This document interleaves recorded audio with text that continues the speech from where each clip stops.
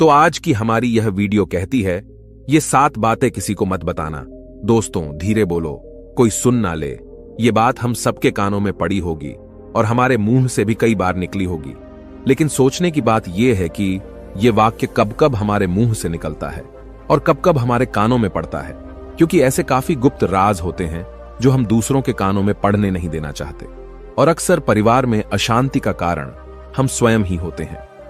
हम इस बात को देख पाए या भले ना देख पाए, पर यही असली सच है, क्योंकि जाने अनजाने में मूर्खतावश हम खुद ही अपनी वह बातें दूसरों को बता देते हैं जो हमें कभी नहीं बतानी चाहिए, और वही बातें जो जाने अनजाने में हमने किसी दूसरे के सामने बता दी थी, वही हमारे दुख का कारण बन जाता है, वही हमारे झगड़े का कारण बन जाता है, और फिर हम पछतावे के अलावा कुछ नहीं कर पाते।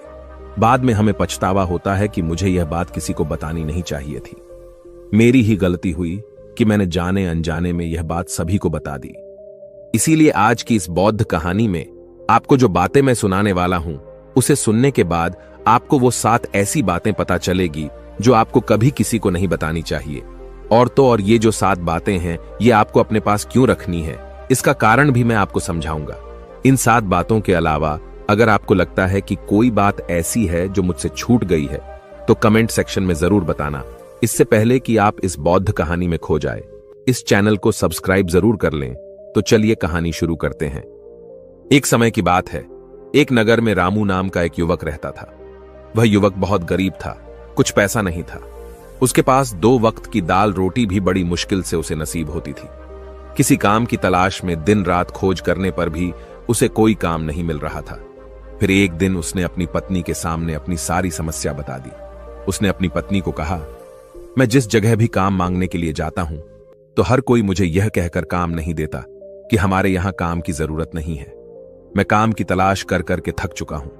मुझे समझ नहीं आता कि मैं तुम लोगों का पेट कैसे भरूं, अपने बच्चों को कैसे पालूंगा, और यह चिंता मुझे दिन रात खाए जा रही है।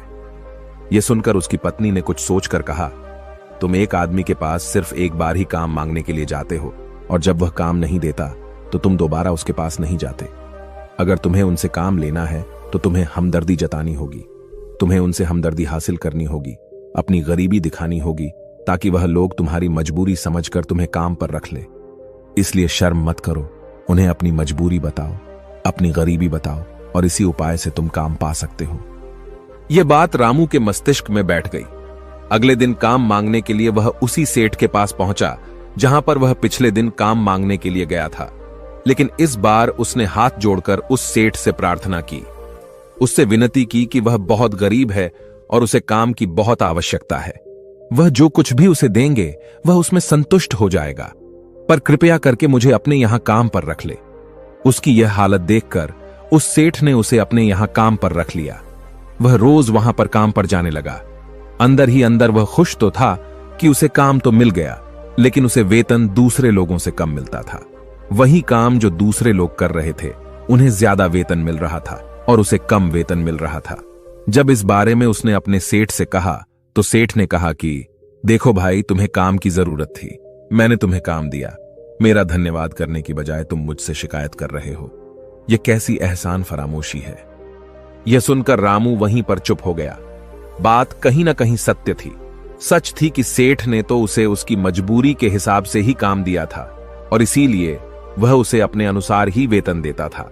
लेकिन धीरे धीरे उसने यह बात अपने सगे संबंधियों और अपने दोस्तों को भी बताना शुरू कर दी कि उसका सेठ कैसा आदमी है और उसे कितना वेतन देता है। समय बीतता रहा और रामू पूरी लगन के साथ अपना काम करता रहा। लेकिन अब परिस्थितियां बदलने लगी थीं। सेठ अब रामू से दूसरे लोगों से ज्यादा काम लेता था और उनसे कम वेतन उसे देता था। यह बात रामू के मन को बहुत खलती थी। वह दूसरों से ज्यादा मेहनत कर रहा था और उनसे कम वेतन पा रहा था। इससे उसके आत्मसम्मान को बहुत गहरी चोट पहुंची। अब धीरे धीरे उसका मन अपने काम से हटने लगा। उसका मन काम में लगता ही नहीं था। जाहिर सी बात है कि ऐसी जगह किसका मन लगेगा जहां आदमी को अपने आत्मसम्मान के साथ समझौता करना पड़े। इसीलिए जल्द ही उसने अपना काम छोड़ दिया और वह घर पर आकर खाली बैठ गया। अब उसके पास घर का खर्चा चलाने के लिए भी पैसे नहीं बचे थे। इसीलिए उसने अपने सगे संबंधियों और अपने दोस्तों से सहायता मांगनी शुरू की। लेकिन उसके दोस्त उसके सामने तो उसे दया का पात्र समझते थे। उसे दिलासा देते थे, लेकिन पीछे से उसका मजाक उड़ाते थे। वह कहते थे, कितना बेवकूफ है, सेठ ने इतना काम लिया और बेचारे को पैसे भी नहीं दिए। अरे हम इसको पैसे दे दें तो ये कल हमारा भी पैसा नहीं वापस कर पाएगा। इसकी ऐसी हालत है, काम तो इसके पास कुछ है नहीं, पैसा कहां से लाकर देगा। और इसी वजह से रामू की हालत दिन पर दिन खराब होती जा रही थी। अब वो दिन रात तनाव में रहने लगा। वही दोस्त, वही सगी संबंधी जो उसके अपने होने का दिखावा करते थे, वो उसे दया का पात्र समझ रहे थे। उन्हें उसके ऊपर तरस आ रहा था। सब लोग आकर उसे ज्ञान तो बहुत देते थे, लेकिन कोई सहायता नहीं करता था। और अक्सर ऐसा ही होता है, ज्ञान देने वाले तो बहुत मिल जाते हैं, लेकिन मदद करने वाले, उंगली पकड़कर हाथ पकड़कर आगे चलाने वाले कितने लोग मिलते हैं। फिर एक दिन उसे पता चला कि पड़ोस वाली गांव में एक बौद्ध भिक्षु आया हुआ है जो बहुत ही ज्ञानी है। रामू इतना तनाव में था कि उसे कोई रास्ता नजर नहीं आ रहा था। इसीलिए जाने अनजाने में वह उस बौद्ध भिक्षु के पास पहुंच जाता है। वहां पहुंचकर वह सीधे उनके पैरों में गिरकर रोने लग जाता है। वह रोते रोते उन्हें अपनी सारी परिस्थिति बताता है। उसे बताता है कि किस तरह उसके सेठ ने उसका फायदा उठाया और उसके सगे संबंधी उसके साथ कैसा व्यवहार रखते हैं। सारी बातें सुनकर बौद्ध भिक्षु ने उसे चुप कराते हुए कहा, बेटा, ये सारी समस्याएं तुम्हारी बुद्धिहीनता, तुम्हारी मूर्खता के कारण उत्पन्न हुई है। अगर तुम्हारे अंदर समझ होती और तुम समझदार होते तो इनमें से एक भी समस्या तुम्हारा मन को दुखी नहीं कर सकती थी। लेकिन तुमने अपने अविवेक के कारण, अपनी मूर्खता के कारण खुद ही अपने रास्ते में कांटे बिछा दिए। परंतु आज मैं तुम्हें 7 ऐसी बातें बताने जा रहा हूं जो भूल कर भी किसी को मत बताना। और इन बातों का अनुसरण करते हुए तुम बाहर से मिलने वाले दुखों को तो दूर कर ही सकते हो जो बेवजह दुनिया की वजह से तुम्हारे अंदर पनपते हैं। पहली बात जो किसी को नहीं बतानी चाहिए वह है अपनी मजबूरी। अपनी मजबूरी का दिखावा करके दूसरों का दया पात्र बनकर उनकी सहायता लेने की गलती कभी मत करना। हो सकता है कि आज वह तुम्हारी मजबूरी देखकर तुम्हारी सहायता कर दे, लेकिन कल वह तुम्हारा फायदा उठाने से भी नहीं चूकेगा। और अगर फायदा भी नहीं उठाया तो दूसरों के सामने तुम्हारा मजाक बनाने में वह आदमी कभी नहीं झुकेगा। इसीलिए कभी भी अपनी मजबूरी का दिखावा मत करो। अगर घर में 2 रोटी है, सूखी रोटी है, तो वहीं खाकर सो जाओ, लेकिन दूसरों को इसके बारे में भनक तक नहीं लगनी चाहिए। जरा आप खुद सोचो, मजबूरी बताने का क्या कारण होता है एक इंसान का? या तो वह दूसरों से सहानुभूति हासिल करना चाहता है या उनसे कोई आर्थिक मदद चाहता है। लेकिन अगर दोनों ही परिस्थितियों को आप देखें तो दूसरा आदमी आपका फायदा उठाने से नहीं चूकेगा।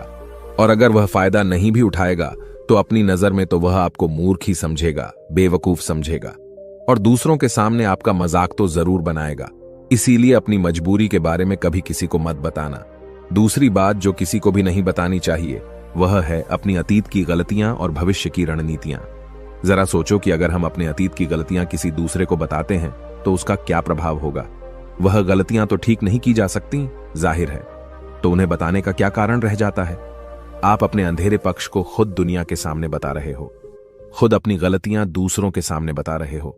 इससे उस आदमी की नजर में आपका चरित्र कमजोर हो जाएगा और वह भविष्य में हमेशा आपको उसी नजरिए से देखेगा।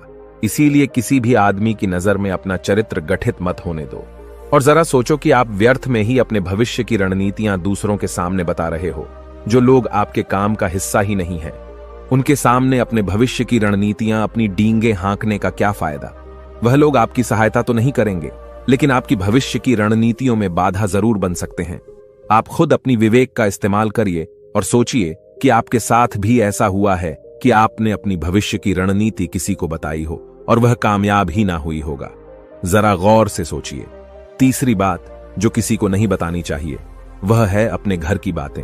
जो भी हमारे घर के अंदर हमारी परिवार के साथ होती है, हमारे माँ बाप के साथ, हमारी पत्नी के साथ, हमारे बच्चों के साथ, वह बातें परिवार तक ही सीमित रहनी चाहिए।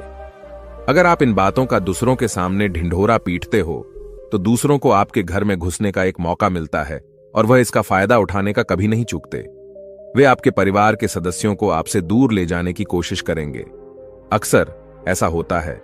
हम समाज में देखते हैं कि हम अपने घर के झगड़ों को कम करने के लिए उन झगड़ों को अपने पड़ोसियों और दूसरे सगे संबंधियों को बताते हैं, लेकिन इससे आपको सहायता कभी नहीं मिली होगी, बल्कि आपके घर की लड़ाई झगड़े और ज्यादा बढ़ गए होंगे, और वह जाहिर है कि बढ़ेंगे। अगर आप अपने माँ बाप की बात दूसरों को बताएंगे तो आपकी माँ बाप को बुरा लगेगा। यही कि हमारा बेटा हमसे बताए बगैर दूसरों को ये बातें बता रहा है। इसीलिए अपने घर की बातें और अपने घर की लड़ाई झगड़े किसी के सामने मत बताना। अगली बात जो मैं आपको बताने जा रहा हूं, जो किसी को नहीं बतानी चाहिए, वह सुनने पर बहुत अजीब लग सकती है, और वो है कि आप अपनी आमदनी किसी को मत बताना। अब अपनी आमदनी ना बताने के पीछे क्या कारण हो सकता है? जरा सोचिए कि आप अपनी आमदनी अपने दोस्तों को बता देते हैं, तो इस हालात में केवल दो बातें हो सकती है। या तो आपकी आमदनी उनसे ज्यादा हो सकती है, या तो फिर आपकी आमदनी उनसे कम हो सकती है। अगर आपकी आमदनी उनसे ज्यादा है, तो जब आपके दोस्तों को जरूरत पड़ेगी तो वह सिर्फ आपको ही याद करेंगे, क्योंकि उनको पता है कि अगर आपकी आमदनी ज्यादा अच्छी है तो आप ही उनकी मदद कर सकते हैं, और इसीलिए ज्यादा लोग आपसे सहायता मांगेंगे। और जब आप उनकी सहायता नहीं करेंगे तो वह सोचेंगे कि इस आदमी के पास पैसे हैं, मेरी सहायता कर सकते हैं, लेकिन यह फिर भी मेरी मदद नहीं कर रहा है। और इसीलिए आपकी आमदनी आप दोनों दोस्तों के बीच एक झगड़ों का कारण हो सकती है। और इसी जगह आपकी कम आमदनी होगी तो लोग मजाक उड़ाएंगे, वह आपको कमजोर भी समझ सकते हैं, और ऐसी हालत में बहुत कम लोग मिलते हैं जो आपके पीठ पीछे आपका मजाक न बनाए, और ज्यादा होगी तो सहायता मांगेंगे। तो अपनी आमदनी बताने में दोनों हालातों में आपको ही परेशानी होगी, इसीलिए अपनी आमदनी बताने की कोई जरूरत नहीं है। अगली बात जो मैं आपको बताने वाला हूं, उसे अपनी गांठ बांध लेना और किसी को यह बात मत बताना। अपनी कमजोरी और अपनी ताकत अक्सर इंसान को पता नहीं होता है कि उसकी कमजोरी या उसकी ताकत क्या है।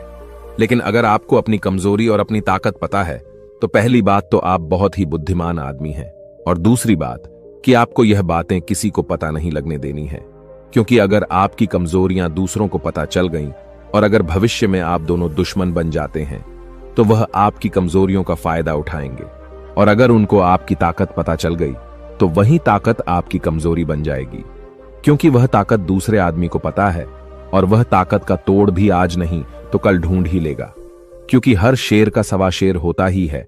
ऐसा भी हो सकता है कि इसके बाद आपको उनसे हमेशा दब के रहना पड़े।